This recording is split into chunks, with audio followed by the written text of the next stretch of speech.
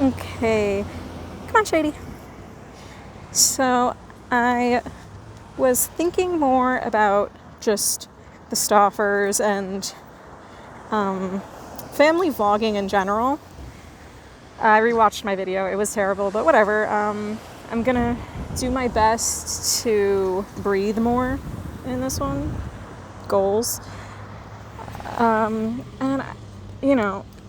the only thing that I could really come up with, I wanted to think about, like, okay, what kind of solutions and what kind of, like, things could we do to improve the situation of the children in these families. It's like you have, like, your Stoffers, the other big drama right now is 8-passenger van.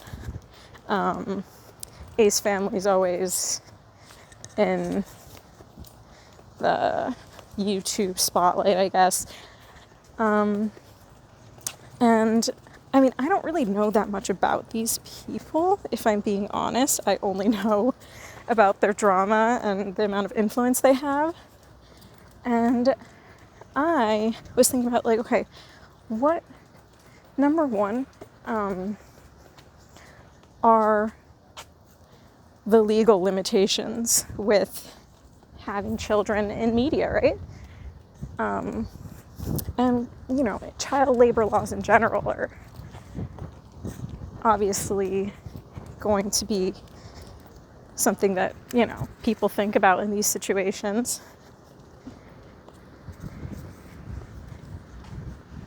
And, even kids who are not put into the public eye, they do work for their families before even, like, the age of 16, which is legally when you're allowed to work in most states. So there is, like, certain qualifications. Like, if you have a child and you own a business, you are the sole business owner, and they are your child or you are their legal guardian, you can have them work for you all the time. Like, there's no limitation on the hours. There's no limitation on the amount of work these kids do. Like, it's actually really strange. Here, I actually wrote down the quote from, I think it's like the Child Whatever Act. There's my terrible handwriting. Don't look at it.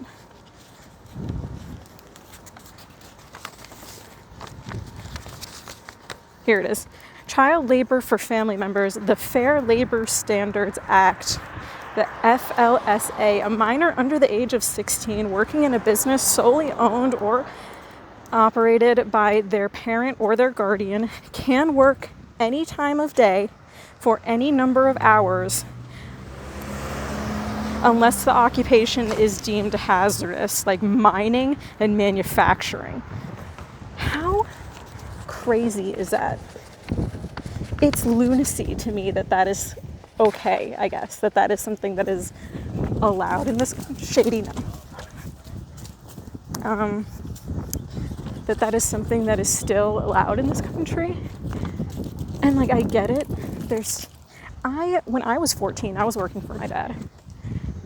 And, it's an experience, and I think it's something that I'm actually happy that I went through. I worked in his stores, and, it wasn't like the worst thing in the world for a 14-year-old to go to work.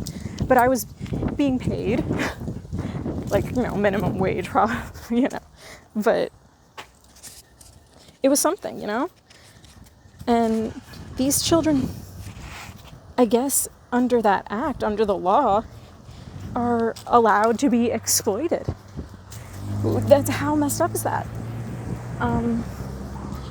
And the other thing that I was thinking about was children in entertainment, right? Children in Hollywood. There is that famous case from, like, the 1930s that made sure that children who work in Hollywood do get a percentage of what they earned, but it's, you know, it's like a small percentage that's put into a trust for that child for when they turn a certain age. And it's not as much money as you would think. I believe that the law is 15%.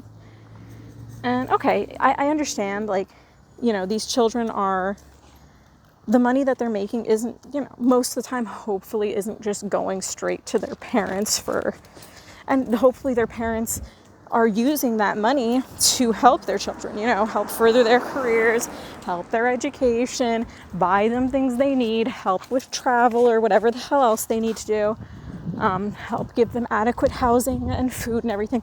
But let's be honest, those things are what every family needs to provide their child at a bare minimum. You can't just not provide those things to your child because they're not working, right? So that's a limitation, but I get it. But yeah, I started looking into that case. The act is the Coogans bill, and it's because this kid, Jackie Coogan, in like the 1930s, this kid was discovered by Charlie Chaplin in the theater, and he was doing like some sort of stage play at the time, and he was discovered by freaking Charlie Chaplin, and sorry, I'm laughing at the dog. And he made upwards of like millions of dollars, like $3 to $4 million throughout his career. He played a bunch of roles in movies with Charlie Chaplin, and he played like in the very, very old, I don't know if you guys have ever seen this, Oliver Twist. You guys probably, you know Oliver Twist, but he played Oliver in Oliver Twist in like the very old movie, like the black and white version of Oliver Twist. I'm sure you've seen like, you know, just like little screen grabs and stuff of it around. I don't know if you actually sat down and watched it. It's good. But he played Oliver in that. So this kid makes like $3 to $4 million throughout his childhood in his career. And his father actually died in a car accident when Jackie was in his late teens. And after that, his mother and his stepmother got full access to all of his money, and they spent all of it. And in his in the court case, that because he sued them obviously because of that, in the court case he won out of the, you know, like I think it was like $250,000 that he had left and of all of the money that he had made as a child. They didn't even award him all of that money. They awarded him half of that, of, you know, what it was like, maybe like $125,000 he got awarded for all of the work he did as a child, for all the sacrifices he made as a child, for everything that he did for his family, so that his mom and his stepfather got to, you know, fucking live the life. How fucked up. And now we have kids who are being directly exploited by their parents, and there's no laws in place to protect them. There's no trust in place for these kids. You can hope that like these people who are making millions and millions of dollars on the internet are putting a certain amount of it aside for their children, obviously for their futures, for their college, for whatever else. But there's no guarantee. There's no guarantee that if, I don't know why I keep using them, but they're the only ones that I can think of. There's no guarantee that if the Ace family goes belly up, like if their media fame just dries up tomorrow and they're making $0, that those children will see any of that money in the future. And I get it. Like it's not like these kids are sitting down and like editing the videos and like filming the videos and running around with cameras and stuff. Like the parents are putting, you know, a lot of themselves and their time and everything into these endeavors. But at the same time, like how much, I think that's one of the hardest parts, is how much then do we assign to the kids, you know? How much do we make sure is put aside for them? How do we quantify the time and energy and exposure that these children are getting into like dollars, right? And how is YouTube supposed to manage something like that? We all know like that there are family channels out there that are, I guess, less exploitative of their children. Like, you know, there's like mommy vloggers and everything else that like, that they mostly film themselves. And then occasionally you'll see their kids in their video. I gotta breathe. Oh my God. I need to stop holding my breath while I talk and walk. And occasionally you'll see like a glimpse of their kids in their videos. You know, just doing their thing, running around half naked and being put on the internet for the public to see. But, you know, we don't have a way to quantify that kind of thing. And I guess COPA is what they're trying to use to mitigate these kinds of problems, but I don't think it's working. I think if anything, it's kind of like penalizing people who do not have anything to do with children being exploited in their videos. There are a lot of creators out there who make kind of borderline family-friendly videos that are, you know, going to be affected by this. And I encourage you guys to, or if anybody's watching, nobody's watching this, whatever. I encourage people to look up that stuff because, you know, you don't know. You don't know how this is going to affect people, how it's going to affect the people that you want to support, right?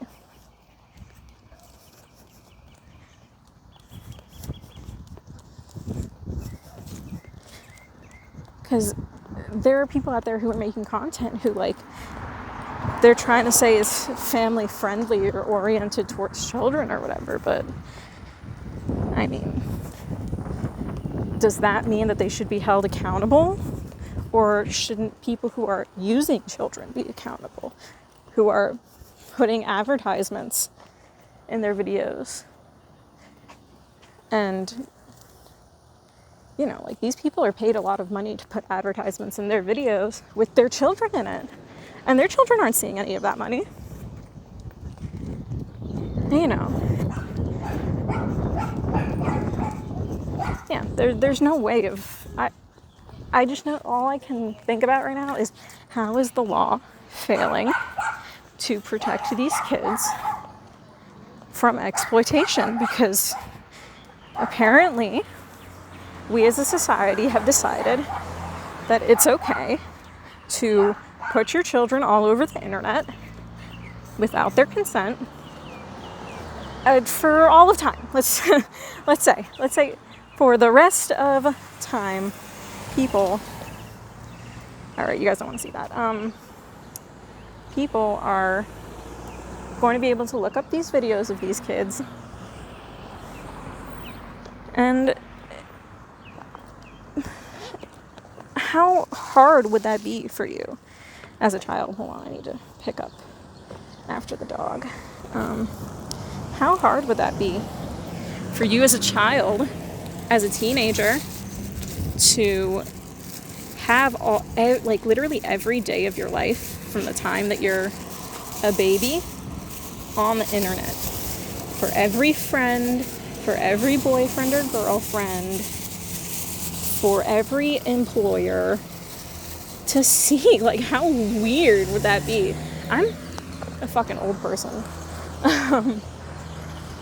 I'm a fucking old person, and I have like 2 videos of me as a kid on like old VHS cassette tapes somewhere in my mom's house. Like, you know what I mean? Like, and I remember being a teenager and seeing like, this is a funny story, and just like being embarrassed of, like, you know, like your baby album, the only pictures that exist of you in private in your home. as a baby, and like just like being kind of like embarrassed to see those pictures. Like, you're a teenager and everything embarrasses you, obviously, or nothing embarrasses you, but I was the opposite. Everything embarrassed me as a kid. And this is actually a funny story. My mom had made these just like OTT, over the top, like baby albums for me and my siblings growing up, and they were like fluffy and lacy and, you know, the whole thing. If you've ever seen one of those old baby albums, that's what it was. That's what it looked like. And and there was like some pictures of like me and my brother and you know, my sister and stuff, like naked in the bathtub and everything else. And my brother was so embarrassed by these pictures of him as a baby naked that he took the album and he like hid it on our roof underneath, like, it's not like an AC unit, it's like underneath like a duct, right? And years, like, my mom was like, I don't know what happened to this album, it's lost, I don't know where I could have put it, and for like months or years. And then finally, for some reason, we like opened up the duct, and there it was.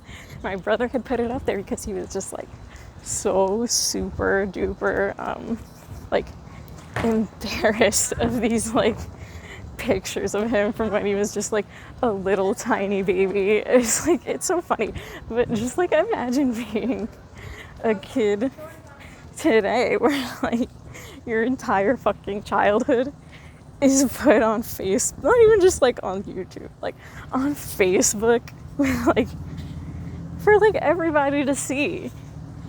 I don't know, it just seems so weird.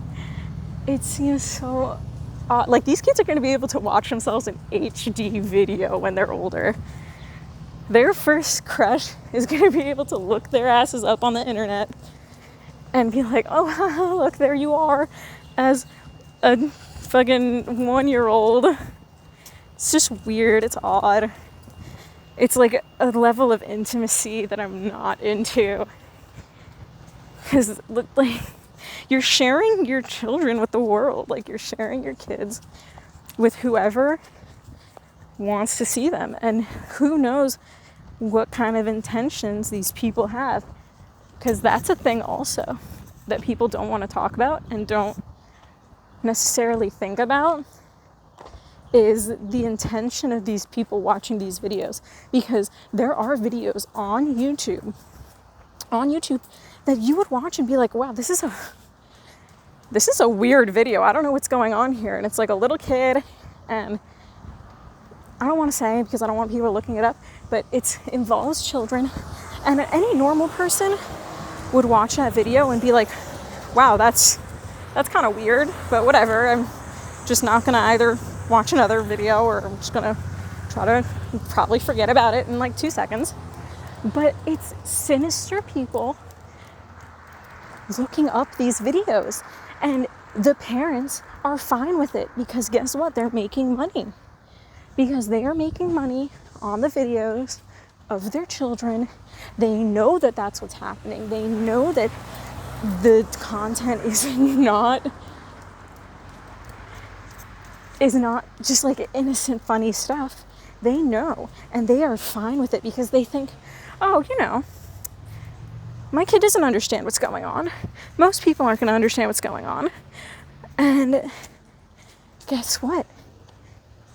When your child is older and they remember, hey, I was making those weird ass videos with my mom when I was 6 and 7, and I was in like weird yoga pants and underwear, and she was taking something, and it seemed funny at the time, but I don't know. And if they, God forbid, ever looked up those videos and they were smart enough to go through the comment section and see the things that people are saying and see, this is how people get away with it. See that they are writing the comments in different languages. There's a lot of different languages in these comment sections. And when you go and you look up what they're saying, these are like people tagging the videos for sinister purposes, right? For people who are into the same thing as they are. And they tag the videos with that, and they'll send people to that video, and it's a whole thing. You think that it's just an innocent, weird video that a parent put on the internet of their kid doing something odd, that it's some type of meme that you just don't get. And guess what? Guess who is eating up that content? I don't know how I got to this point. I don't know. I guess I just wanted to talk more about the exploitation of children, and I guess we got to the dark parts of the internet. Shady, let's say bye. Sit down, please. Shay, sit. Oh my God, how did you get this stuck in your hair? Shady, how did you do that? Shay, sit down. Good boy. Look at this. Look at this. What the hell is that? What the hell is that in your hair? Shady, can you say bye? Let me have your paw. Bye. Say bye.